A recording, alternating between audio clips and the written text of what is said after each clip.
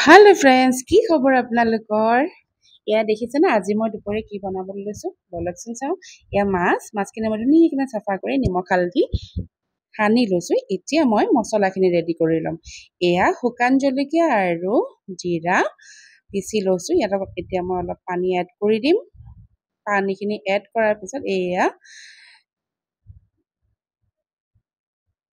ধুনীয়া পেষ্ট বনি গল তাৰ পিছত মই এটা লগতে পিয়াজখিনিও পেষ্ট বনাই লম পিয়াজখিনিও ধুনীয়াকৈ পিছি লওঁ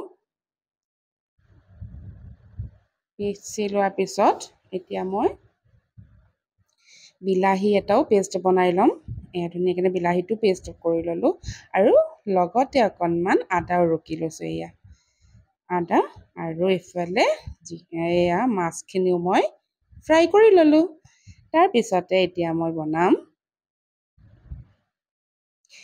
আলু এইখিনি আলু কেপিছমানো মই ফ্ৰাই কৰি লম এতিয়া আৰু এফালে মই কেৰাহীত মছলাখিনি ভাজিবৰ কাৰণে তেল দি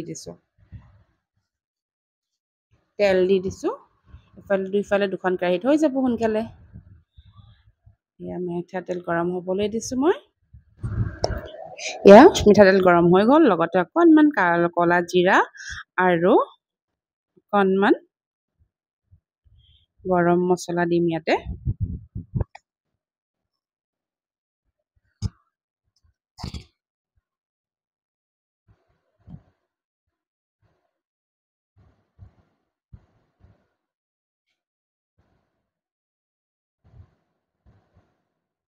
ইফালে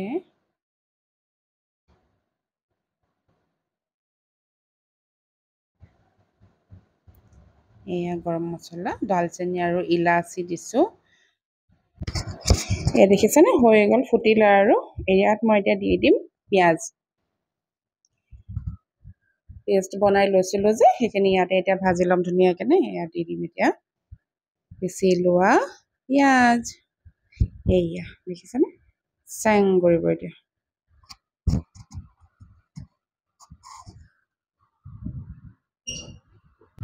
আৰু এয়া মই এতিয়া ভালকৈ ভাজি ল'ম ইয়াতে মই এড কৰি দিম ৰুকি লোৱা আদা তাৰপিছত এতিয়া মই ভালকৈ ফ্ৰাই কৰি ল'ম ভাজি আছো ইফালে মই আলুখিনিও ফ্ৰাই কৰি আছো আৰু এতিয়া এই আলুখিনিও হৈছেগৈ আৰু ৰঙচুৱা একেবাৰে মানে ফ্ৰাই কৰিব নালাগে অলপ কালাৰটো হ'লে হৈ যাব এয়া দেখিছেনে মোৰ হৈ গ'ল আলু এতিয়া মই ইয়াত মোৰ ভিডিঅ'টোলৈ ৱেলকাম জনোৱা হোৱাই নাই নহয় মই পল্লৱী পৰাশৰ ব্লগলৈ এটা নতুন ভিডিঅ'লৈ আপোনালোকক সকলোকে স্বাগতম জনাইছো আৰু যিসকল নতুন ভিউৱাৰ্ছ হয় মোৰ চেনেলত তেওঁলোকে যাতে মোৰ চেনেলটো ছাবস্ক্ৰাইব কৰি দিয়ে আৰু বেল আইকনটো দবাই দিয়ে তেতিয়া নটিফিকেশ্যনবোৰ পাই থাকিব হয়নে এয়া মই আলুখিনি এতিয়া নমাই লৈছো আৰু তাৰপিছতে মই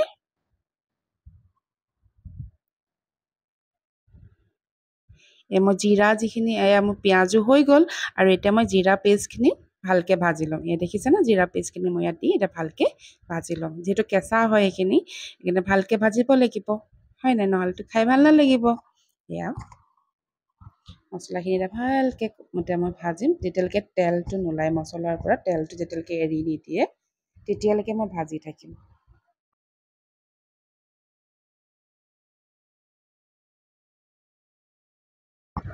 ইয়াত দেখিছে মছলাৰ পৰা মানে অলপ অলপ তেল এৰিছে আৰু ইয়াতে মই ইয়াত দি দিম মই ইয়াত অকণ এক্সট্ৰা মছলা বেছি টেষ্ট হ'বৰ কাৰণে এয়া অকণমান জলকীয়া পাউডাৰ গুড়ি কাশ্মীৰ মিৰ্চ আৰু ইয়াতে অকণমান দি দিম এতিয়া হাতাখনৰ ওপৰতে পৰি গ'ল আৰু কি কৰিব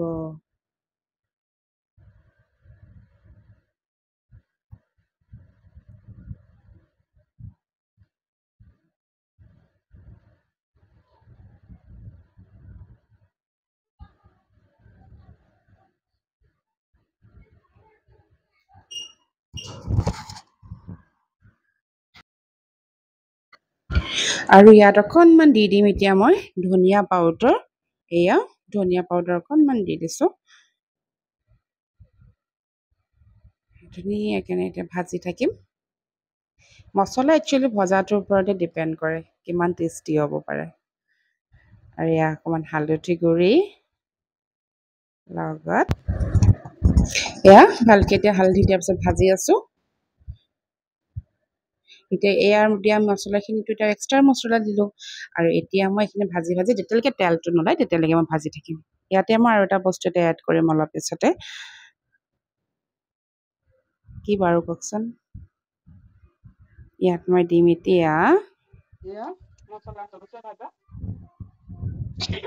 বিলাহী পেষ্ট, যিখিনি বিলাহী পেষ্ট কৰি থৈছিলোঁ সেইখিনিও দি দিম এতিয়া ইয়াত মই। এয়া ধুনীয়াকৈ দি লৈছোঁ। এতিয়া আকৌ এইখিনি ভাজিম যেতিয়ালৈকে বিলাহীৰ গোন্ধ কেঁচা গোন্ধটো নাযায় তেতিয়ালৈকে ভাজি থাকিম।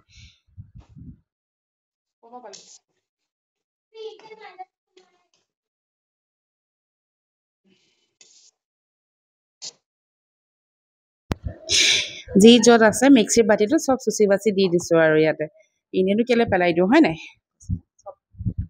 চব ধুনীয়াকৈ দি দিছোঁ।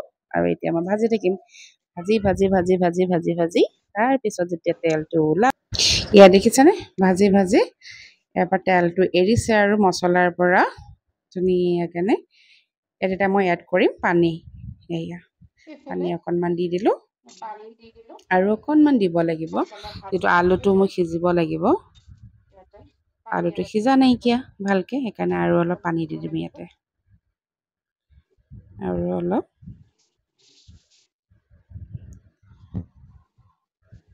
এয়া পানী আৰু অলপ দি দিছোঁ যাতে এই পানীকণতে আলুটো সিজি যায় আৰু মোৰ গ্ৰেভিটো ধুনীয়া মোৰ জোখত হৈ যাব তেতিয়ালৈকে আলু সিজালৈকে হয়নে। আৰু দেখিছে কিমান ধুনীয়া কালাৰ আহিছে ন।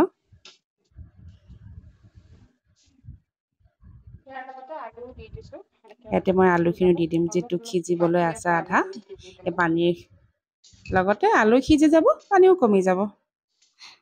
এয়া লাল লাল ঝোল, মাছের লাল লাল ঝোল।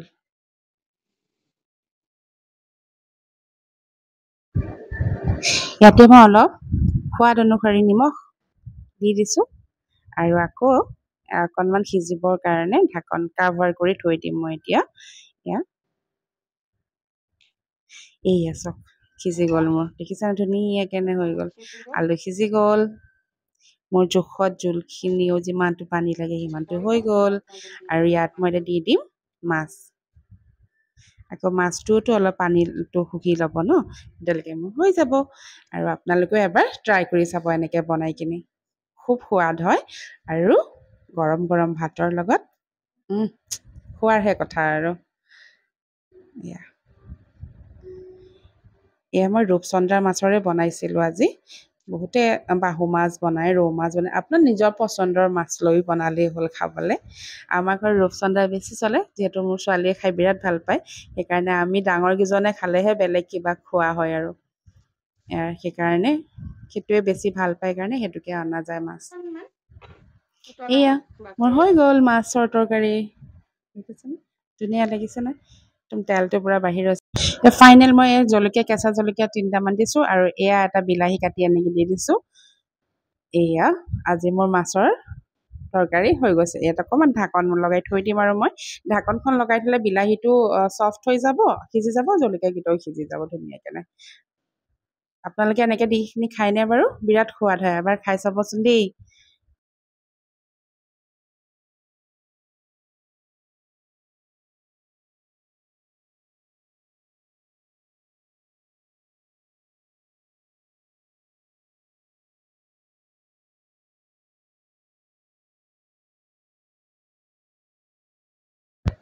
ইয়াত দেখিছেনে কিমান ধুনীয়াকৈ ভক ভক ভক ভককৈ উতলি আছে। এয়া আৰু আজি মোৰ মাছৰ জোলৰ ফাইনেল লুক। এয়া আজি মোৰ প্লেটিং। আজি মই ভাতৰ লগত কৰা নাইকিয়া, ভাবিলোঁ সদায়নো ভাতৰ লগতে দেখাই থাকোঁ হয়নে, আজি এনেকৈ দেখাই যাওঁচোন প্লেটখন। কেনেকুৱা লাগিছে বাৰু আপোনালোকৰ? হোটেলত খোৱা নিচিনা লাগিছেনে? দেখিছেনে বাৰু আপোনালোকৰ প্লেটিংখন? আশা কৰিলোঁ ভিডিঅ'টো ভাল পাব। আজিলৈ আহোঁ, আকৌ এটা ভিডিঅ'ত লগ পাম। Bye bye.